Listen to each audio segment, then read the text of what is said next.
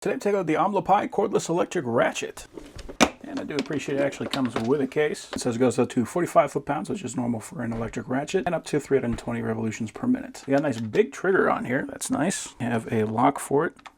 So if we want to make sure that this thing isn't going to start spinning in our toolbox, we can do that. We got our battery connection on the back. It does look like that is going to be fairly low profile, which is important if you're going to be sticking this into a tight area. It does have a 3/8 drive head with a detent, and it appears that that is reversible with our little mechanism here on the back. So this part's kind of nice. It actually comes with two batteries. So these are 21 volt. They have a standard clip style lock. It does not say anywhere on here that I can see what the amperage is on that. But it's a simple 2-pin contact.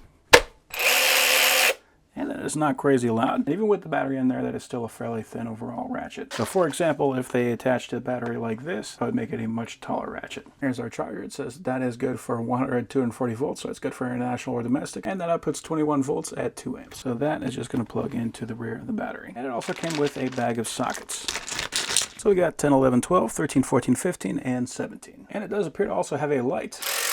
That is a momentary light, so that is going to turn off as soon as we release the trigger. I'd have preferred that to have stayed on after we release the trigger for a little while so we can see what we're doing while we're installing our ratchet, but it is still nice to have. I also appreciate we don't have to disassemble anything to put it back in the case. We've got a little bit of extra area right here. It looks like they have it cut out here in case we want to put something there. So for example, if we have our special sockets or something like that that we want to keep with us, we'll have plenty of room in here to kind of make this a go bag.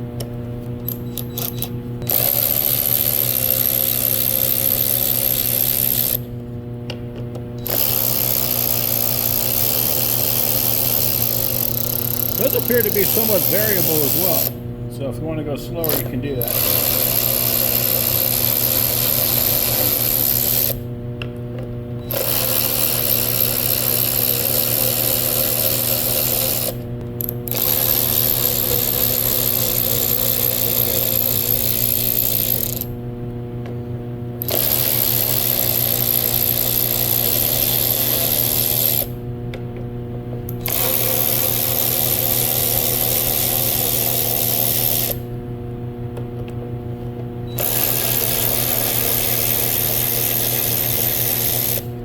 Yeah, much nicer than spinning a little Allen wrench. If you're going to be doing a lot of this type of work, a tool like this can really save your hands.